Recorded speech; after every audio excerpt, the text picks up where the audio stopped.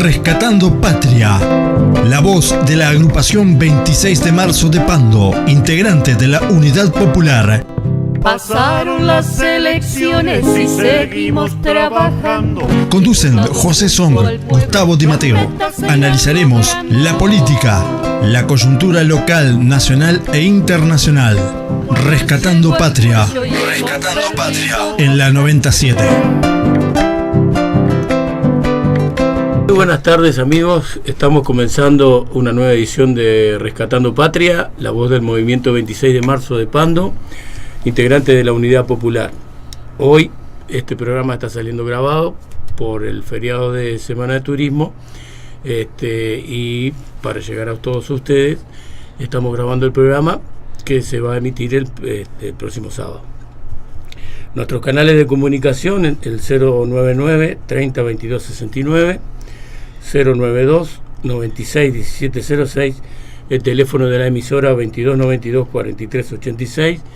Nos pueden escuchar en internet a través de radioventura.com y en YouTube los audios de nuestro programa en el canal Rescatando Patria, que lleva el mismo nombre del programa. Estamos dando la bienvenida a nuestro compañero José Song, que nos va a contar un poco de qué trata el programa de hoy, que es bastante especial. Muy bien, gracias Gustavo. Hoy este programa es un programa especial. Estamos a 45 años, cumpleaños número 45 de nuestra fuerza política, el movimiento 26 de marzo. Y bueno, vamos a hacer algún poco de reseña histórica, vamos a hablar de dónde venimos y cuál es nuestra posición actual y hacia dónde vamos en este contexto de país. Para eso tenemos un invitado especial en nuestro programa, compañero Borges, integrante de la dirección del 26 de marzo. Vamos a darte la oportunidad que puedas al aire decir tu nombre, compartir tu actividad. Pero eso nomás. Me llamo José Luis Borges, formo parte del 26 desde hace muchos años, varias décadas. Demasiada quizá. Y bueno, ya que estamos conmemorando este 45 aniversario, como dicen ustedes, que para nosotros es particularmente importante por un conjunto de razones, pero bueno, la iremos viendo a lo largo del programa. Exacto. Una fuerza política que ya tiene historia, ¿no? No sé si podrías compartir con la audiencia un poquito de nuestros comienzos, de dónde venimos, Bueno, es muy difícil resumirla en un tiempo corto, porque son 45 años. Pero, en líneas generales, nacimos en el año 71, al mismo tiempo que el Frente Amplio, y el nombre viene justamente, el 26 de marzo fue la fecha en el que se hizo público un acto de masa del Frente Amplio. Nosotros tomamos esa fecha para nuestro movimiento. Y desde entonces, bueno, hemos participado durante varias décadas dentro del Frente Amplio, en la lucha que se dio en aquel momento por confirmar y consolidar un programa democrático, popular, nacional, antiimperialista y antioligárquico, hasta que una vez que el Frente Amplio llegó por allá por el 2005 al gobierno, nos encontramos en una situación muy particular. Se fueron acumulando a lo largo de los últimos aquellos años muchas diferencias, sobre todo a partir del 2002 en realidad,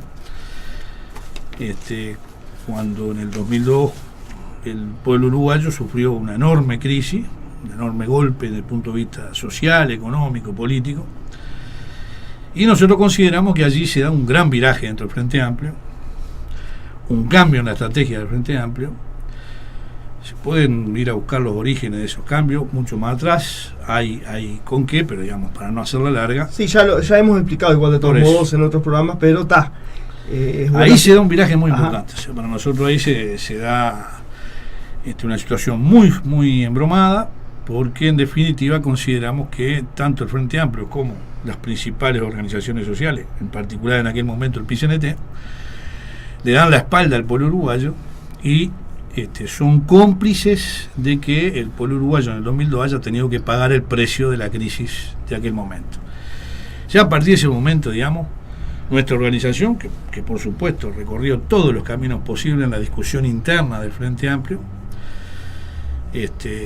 oponiéndonos a aquel viraje, ya quedamos en una situación muy compleja porque, si bien estábamos muy convencidos que era necesario derrotar a los partidos de la derecha tradicional y llegar al gobierno, también nos estábamos preguntando en aquel momento qué iba a pasar con un posible gobierno del Frente Amplio. Ya en el 2005 se empieza rápidamente a confirmar, si ustedes hacen memoria, el 20 de mayo del 2005, o sea, a pocos meses de haber llegado al gobierno, Tabaré Vázquez en aquel momento anunció 2 medidas que para nosotros fueron fatales.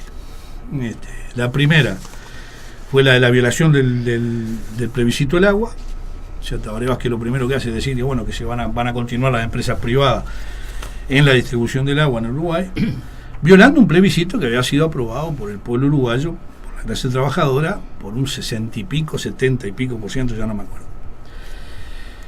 Y la segunda medida fue el anuncio de reconciliación con los militares.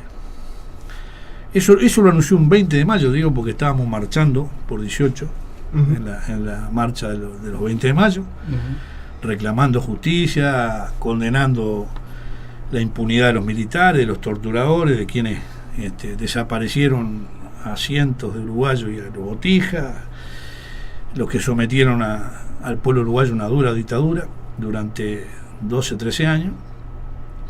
Y ese mismo día había anunciado Tabaré Vázquez el proceso de perdón. Y recuerdo porque además íbamos caminando con varios compañeros y una compañera me dijo, bueno, cuando nos enteramos de esto, que nos enteramos de la manifestación nosotros, a las 8 de la noche, 7, 8 de la noche, una compañera, me acuerdo que me quedó grabado para el resto del tiro, me dijo, bueno, si esto es así, va a haber que empezar de vuelta, va a haber que empezar de cero. Fue una síntesis extraordinaria porque realmente, a mí por lo menos en aquel momento me ubicó rápidamente, en segundos, en el panorama que se nos abría, confirmando las peores sospechas y las peores preocupaciones que teníamos en el momento. Pero en aquel momento eran preocupaciones, se empezaban a confirmar. Se empezaban a ver algún nubarrón en el horizonte. Creo que todos hemos vivido de distintas maneras y en distintas organizaciones. En mi caso, ¿no?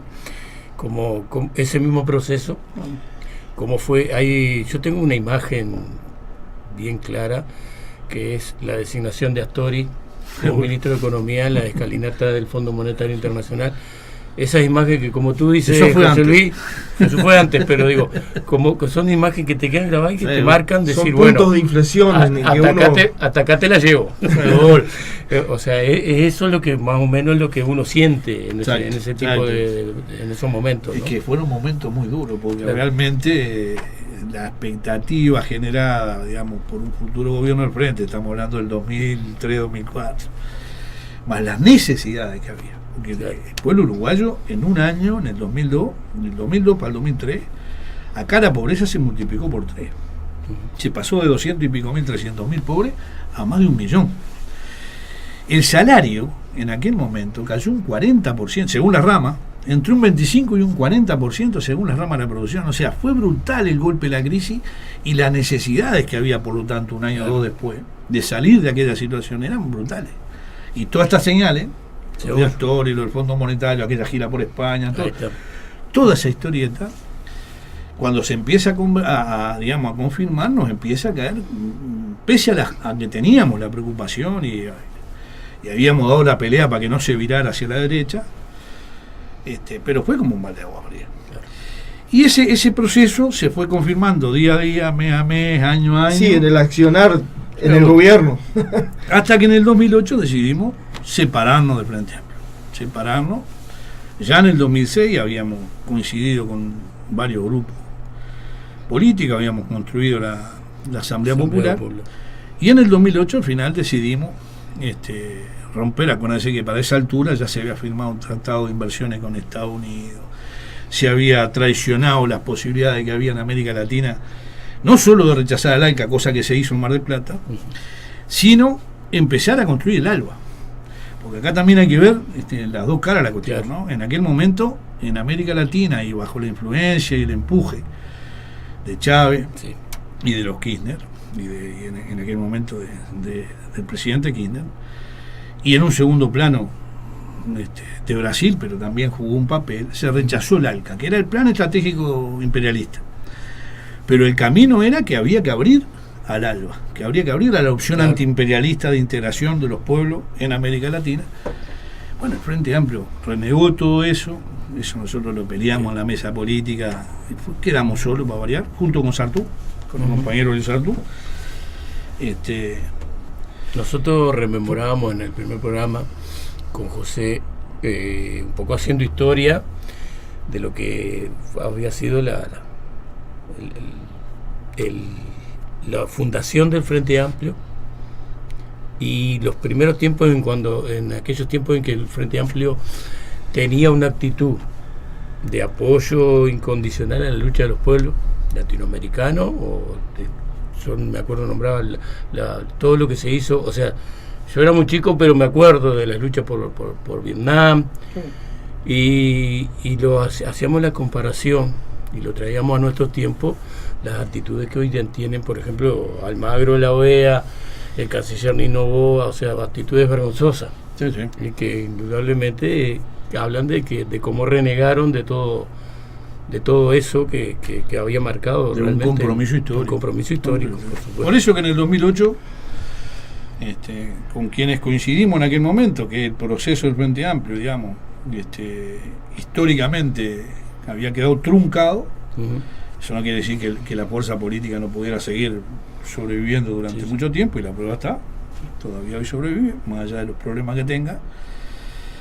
Pero considerando que ese proceso histórico que había abierto, que había comenzado la lucha de la clase obrera, cuando en los años 60 había creado la Central de Trabajadores, y que se había continuado en el Frente Amplio, bueno, que ese proceso histórico, al estar truncado, era necesario empezar a reconstruir, como me dijo aquella compañera el 20 de mayo del 2005, reconstruir de cero la opción popular desde el punto de vista político.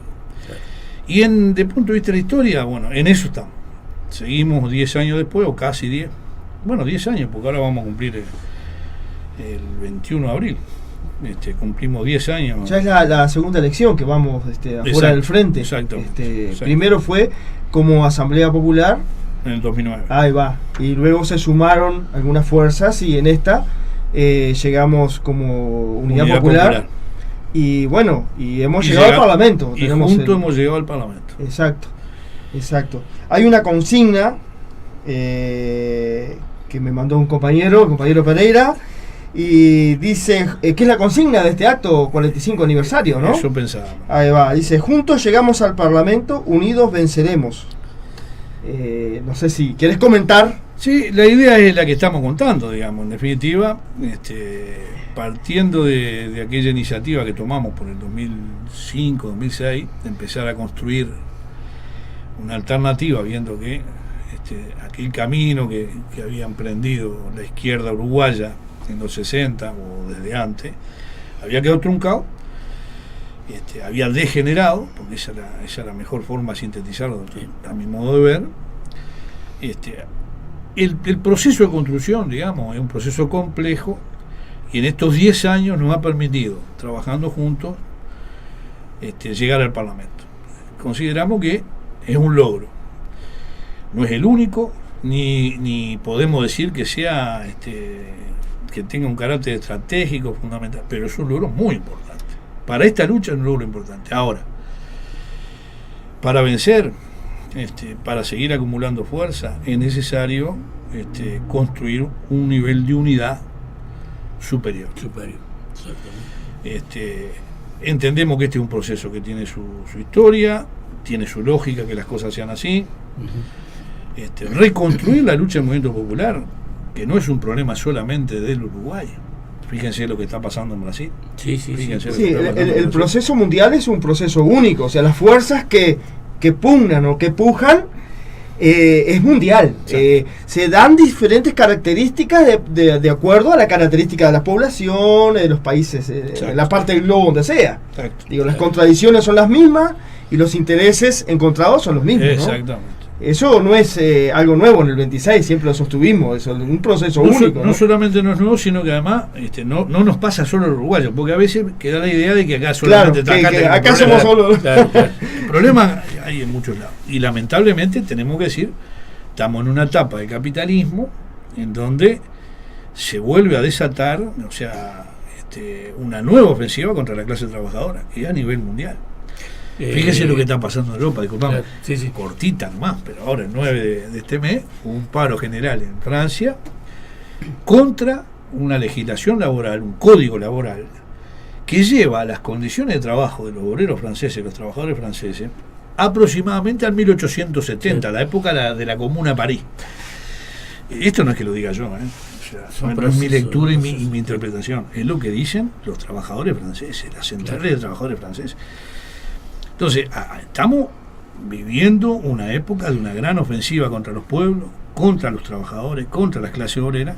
Y lo estamos viviendo, y yo, cuando Ángeles habla en el Parlamento, la última vez, plantea el tema de la empresa tercerizada de limpieza del Parlamento uruguayo. En chiquito y con condiciones del siglo XIX. O sea que eso habla del proceso, de lo que hablaba José recién, de que es un proceso mundial. Y a la luz de todo eso, nosotros quisiéramos saber tu opinión, o sea, cuál sería la tarea en Uruguay que debe llevar adelante un movimiento como el movimiento 26 de marzo a la luz de la coyuntura actual, ¿no? Después de todo este proceso que se dio en todos estos años, ¿cómo encaramos ahora esta nueva etapa? Ahora, la consigna apunta un poco a eso. O sea, ahí hay un componente. Nosotros seguimos creyendo que es necesario construir la alternativa política y social de carácter popular. Para ello hay que transitar por el camino de un nivel de unidad muy superior al actual, de todos aquellos que pretendemos lo mismo, que buscamos el mismo objetivo. Eso lo encaramos de un punto de vista muy sencillo, que es el que hemos mantenido en nuestros 45 años, y es el punto de vista de la revolución social. O sea, nosotros todo lo que hacemos, no siempre nos sale bien, pero todo lo que hacemos, lo hacemos con la intención de contribuir, de arrimar, de poner fuerzas, cabeza, trabajo, para un gran objetivo, que es el objetivo de liberar a la humanidad, liberar a la clase trabajadora, liberar a los pueblos de la explotación. Entonces, nuestros objetivos siguen siendo revolucionarios. No hemos bajado nunca una sola bandera, no la vamos a bajar tampoco. Y por eso estamos donde estamos, ¿no? Si hay alguno que tiene esperanza de que bajemos alguna, tampoco la vamos a bajar. Esos son nuestros cometidos, y en esa perspectiva entonces aparecen otros problemas. Digo, para dar una respuesta más directa también a lo que tú planteas, porque hoy en día, así como en Europa hay una gran ofensiva contra el pueblo trabajador, también acá en América Latina pasa lo mismo, y en Uruguay estamos en una etapa en donde se terminó el viento de cola, se terminaron los precios gordos para el ganado y para las exportaciones uruguayas, y queda el plan que está llevando adelante el gobierno de implementar, de imponer, diría yo, un ajuste que tiene claramente un sentido y un contenido antipopular. El ajuste es la expresión, ya no solamente, esto lo digo al pasar, después si hay otro momento para desarrollarlo lo podemos marcar, no es solamente el reflejo de una crisis internacional, que es lo que se pretende decir desde el gobierno. Desde el gobierno, exactamente. Eso no es cierto. Por supuesto que hay crisis internacional. Y una crisis compleja de capitalismo que muestra hasta qué punto el capitalismo no solo no tiene soluciones para los problemas de la humanidad, sino que hoy en día los agrava, los problemas de la humanidad, al punto de poner en cuestión la vida en el planeta. Sí. Pero los problemas de acá no solo dependen de la crisis internacional, que repito, existe e influye, sino que depende, y en mucho, y principalmente de las políticas que ha implementado este gobierno en el Uruguay. La extranjerización de la tierra no tiene nada que ver con el problema de la crisis internacional. El salario, la caída del salario, la desocupación, tienen algo que ver con la crisis internacional. En lo esencial es producto de la política que lleva el gobierno. Que se vaya vaciando el campo y que se arruinen los pequeños productores no tiene que ver directamente con la crisis internacional, tiene que ver con la política. Empezó a caerse los pequeños productores, a tener que cerrar las puertas mucho antes de que hubiera crisis internacional. Para poner un solo ejemplo. Eso nos lleva también a decir lo que tú decías, generar la alternativa significa que se puede variar, que no es lo que dice el gobierno, es esto, es lo que hay, agárrenlo, no. Hay alternativa y se puede. Hay alternativa, y muy concreta, Gustavo. Mirá, decíamos lo de los productores, lo de los tamberos, digo porque está el tema de los tamberos. Sí, tampoco está arriba de la mesa, exactamente. Pero ¿qué pasa? Entre el 2006, o sea, llevaba 2 años de gobierno, entre el 2006 y el 2013, ¿no, verdad? En 6 años, desaparecieron la tercera parte de los tamberos en Uruguay. Había 6.000 en el 2006. Impresionante. Había 6.000. En el a fines de 2013, digamos 2014, para redondear, en 2014 quedaban 4.000, 3.900 y pico. Esos tamberos que desaparecieron, que fueron absorbidos por los grandes, que se los comieron los grandes y que se los comió la política económica de los sucesivos gobiernos de Mujica, de Tabaré Vázquez y de Mujica, no desaparecieron por la crisis que en aquel momento no existía, desaparecieron por la política que llevó adelante el gobierno progresista. Y como eso, los pequeños productores rurales, los chacreros, no, saquen esta cuenta. La papa costaba en 2005, consultan la estadística, 5 pesos el kilo. Hoy cuesta 50. Entonces, no tiene que ver directamente, no hay que echarle la culpa a la crisis internacional, que sí, te repito, es la política del gobierno la que ha hecho que la papa, pongo el ejemplo de la papa para no hablar del uñato, del zapallo, de la cebolla, del morrón, de la carne picada, ¿no? Claro. Como un ejemplo solo. Entonces, ¿qué respuesta hay para eso? Bueno, nosotros estamos discutiendo con los compañeros, porque el día 9, el día que vamos a hacer el acto a las 7 de la tarde, es importante que lo diga, que no nos olvidemos, en Montevideo, lo vamos a hacer allí en la calle Durazno, casi Paraguay. Ese día, el día 9, vamos a hacer un encuentro el 26, donde vamos a discutir muchos de estos temas que estamos largando acá, que estamos conversando aquí, porque entendemos que hoy es necesario salirle al cruce, impedir por todos los medios que podamos, con las fuerzas que tengamos, impedir que este ajuste que está implementando el gobierno, que está imponiendo el gobierno, que consiste en más desocupación, en un salario que se degrada, que pierde poder de compra, una oferta de trabajo cada vez más chatarra, cada vez más precario. Tú hablabas de las tercerizaciones, es terrible lo que está pasando con todo el fenómeno de las tercerizaciones. En fin, ese ajuste que se expresa en un conjunto de medidas, es necesario salirle al cruce. Hay cómo salirle al cruce. Hay cómo parar la escalada de precios. Hay cómo parar la inflación. Hay que tomar medidas de carácter popular. Y hay que tomarlas movilizando a los trabajadores. Hay que movilizar a los trabajadores, hay que movilizar al pueblo. Como ha sido históricamente. Exacto, exactamente. Acá nada se resuelve, no se puede resolver de punto de vista popular. Lo que pasa es que el tema es el determinismo que intenta imponer en la gente el gobierno, de que no se puede hacer otra cosa, que esto es la crisis internacional, que en un tiempo no fue bien, ahora nos va mal, y que somos un país chico, dependiente, que no podemos hacer, somos una pulguita que no podemos cambiar. No cambiamos, pues no queremos. Y hay cómo hacerlo, porque nosotros concretamente, ¿qué estamos discutiendo, compañeros? Hoy se pueden congelar los precios, hoy se puede rebajar el IVA, hoy se pueden aumentar los salarios y las jubilaciones, se puede hacer. Hoy se pueden tomar un conjunto de medidas. La pregunta es que nos van a hacer, y que se la puede estar haciendo el oyente, y legítimamente está bien que el oyente se haga la pregunta, y nosotros también, ¿con qué se financia eso? Y nosotros decimos, hay cómo financiarlo. Miren, solamente en subvenciones al gran capital, o sea, por distintos medios el Estado progresista, el del Frente Amplio, el del gobierno de Tabaré Vázquez, el de Mujica, y ahora de vuelta el del gobierno de Tabaré Vázquez, todos los años le entrega varios miles de millones de dólares a las grandes empresas, a las que están en la zona franca, a los grandes exportadores, a los grandes importadores, a los grandes especuladores inmobiliarios. Muchos oyentes, si pasan por alguna de las obras que se están haciendo, en algunas incluso con impudicia total, hay un cartelito que dice: esta obra está exonerada de impuestos, y dice los impuestos que están exonerados por 10 años, por 15 años.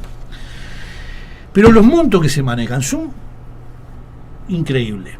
2012, 2.500 millones de dólares. Lo dice Massoyer, que es el segundo del Ministerio de Economía. En el 2012 era el segundo, ahora no sé dónde. 2.500 millones de dólares de exoneraciones fiscales de todo tipo, todo el paquete. ¿Cuánta política se podría implementar con esa plata? ¿Cuántos salarios se podrían aumentar? Salarios? Sin duda. ¿Cuántos precios se podrían bajar con esa plata? Claro. Pero no solamente eso. En 2013 son 3.500 millones de dólares. Nosotros decíamos hace 2 años atrás, decíamos en el 2013, cuando no teníamos estos números, porque los números van apareciendo más después, más tarde que temprano. De a poquito se va averiguando, va saliendo a luz. Decíamos que en 7 años el Frente Amplio le había dado a las grandes empresas 10.000 millones de dólares y nos quedamos cortos. Una vez más nos hemos quedado cortos. Solamente entre el 2012 y el 2013, ahí hay 6.000 millones de dólares. Esto no lo decimos nosotros, está en la prensa. Yo recuerdo que la deuda externa del Uruguay al salir de la dictadura era esa misma cifra, 6.000 millones de dólares. O sea, bueno, ese es otro tema. Increíble. Bueno, ese es otro tema. Gustavo, lo mínimo que se puede hacer es suspender el pago de la deuda. Sí. Y después tener las AFAP. Bueno, ¿qué pasa si volvemos al sistema solidario, al sistema que se construyó en este país, que realmente respaldaba el envejecimiento del trabajador, el pase a retiro del trabajador con una jubilación? Que no era ninguna maravilla, eso es verdad, claro. Pero mucho peor están las AFAP. Fíjense esos 70, 80 mil. Los problemas que tiene yo también te voy a decir porque estoy incluido. ¿Está en el paquete? Estoy en el paquete de los cincuentones. Bueno, ahí tenés otro problema. La incertidumbre de ver con qué nos vamos a jubilar.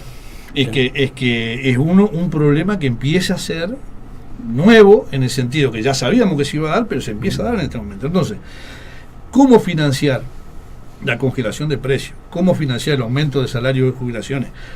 ¿Cómo subvencionar al pequeño comerciante y al pequeño tallercito y el pequeño... esos que son los que generan el 90% de la ocupación en este país, porque la realidad es que las pymes, esas famosas, las chicas y las medianas, y las micro, chiquitas, generan el 90 y pico % de la ocupación en nuestro país. No la genera UPM, no la genera Monte del Plata, no la generan los grandes exportadores, las 2 empresas que manejan el puerto, los conteneders del puerto. No lo genera el capital monopólico privado. Ese transnacional gigante que ellos financian. Exactamente. Y no financian a esas pymes, a esas... ellos, nosotros. Claro, José. Sí, ni que hablar. Somos nosotros. Sí, ¿no, verdad? Sí. Entonces, ¿cómo que no se puede bajar la tarifa de luz? Mire, una cosa cortita porque vale la pena recordarla. Sé que nos quedan 3-4 minutos. Sí, ya estamos 3 minutos. El sindicato de AUTE hoy en día plantea, y nosotros estamos en contra la dirección del PCNT, pero en el sindicato de AUTE hay un buen planteo de carácter popular, que es eliminar las subvenciones de la energía eléctrica a las grandes superficies, a los grandes supermercados, hablando plata, y pasar esas subvenciones al pequeño comerciante y a los trabajadores. Eso se puede hacer. Ahora, hay que cambiar de política completamente. Este gobierno lo va a hacer, no lo va a hacer. Entonces nosotros lo que decimos es que hay que dar una pelea por construir una plataforma de lucha. Exacto. En torno a una plataforma de lucha que le ponga un freno, un impedimento a esta ofensiva antipopular que está desencadenando el Frente Amplio nuevamente bajo la forma del ajuste. Y hay otras medidas que se podrían tomar. Termino con esto. Tenemos que resolver el problema de la alimentación de la clase trabajadora. Sí. Tenemos que resolver el problema de los alquileres de la clase trabajadora, el transporte de la clase trabajadora. Entonces, miren, el transporte, vamos a hablar de Montevideo, yo acá estamos en Pando, estamos en Canelón, yo no conozco en detalle esto, sospecho que es lo mismo.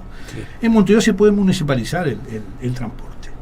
Y se puede llegar a abaratar prácticamente, se puede llevar el precio actual a menos de la mitad. Sí. Se podría, entre otras cosas, ya hoy en día, es cambiar la cerradura de Fripur, se podría estatizar Fripur, poner en pie un plan de pesca artesanal en el país que le dé trabajo a miles de trabajadores y ir a buscar el producto que está allí, el pescado que está allí, transformarlo en alimento para la escuela, los liceos, para los trabajadores y bajarle también el precio. Ahorita 300 pesos, 280 pesos. ¿Quién come pescado con lo salo que es y caro? Y lo mismo se podría hacer en varios frentes, no nos queda tiempo. Pero es fundamental hoy empezar a discutir en el seno de la clase trabajadora, en el seno del pueblo, medidas que se puedan poner en pie, por las que habrá que luchar, habrá que movilizarse, no van a regalar nada, absolutamente nada, para poner un freno, porque si no la perspectiva inmediata va a ser muy oscura, para el laburante, para el que vive su salario, para el que vive su jubilación, para la gente que todos los días está construyendo este país, y que hoy realmente el gobierno, el Frente Amplio, el PICNT, lamentablemente, le están planteando una perspectiva que va a ser muy, pero muy, muy oscura. Nosotros lo que planteamos, una opción de lucha, por eso estamos hoy conmemorando 45 años de lucha revolucionaria en este país, que pensamos seguir continuando y manteniendo a lo largo del tiempo. Sin bajar las banderas. Muy bien. Quedan planteadas muchas cosas, muchos temas, muchas alternativas. Desde ya te estamos convocando para un nuevo programa para seguir discutiendo todos estos temas, sobre todo desde la visión de la clase trabajadora, que es en realidad la visión del mundo que nosotros tenemos, del mundo opinado desde la clase trabajadora. Entonces nos estamos despidiendo hasta el próximo sábado en una nueva edición de Rescatando Patria del Movimiento 26 de Marzo de Pando. Muy bien, muchas gracias.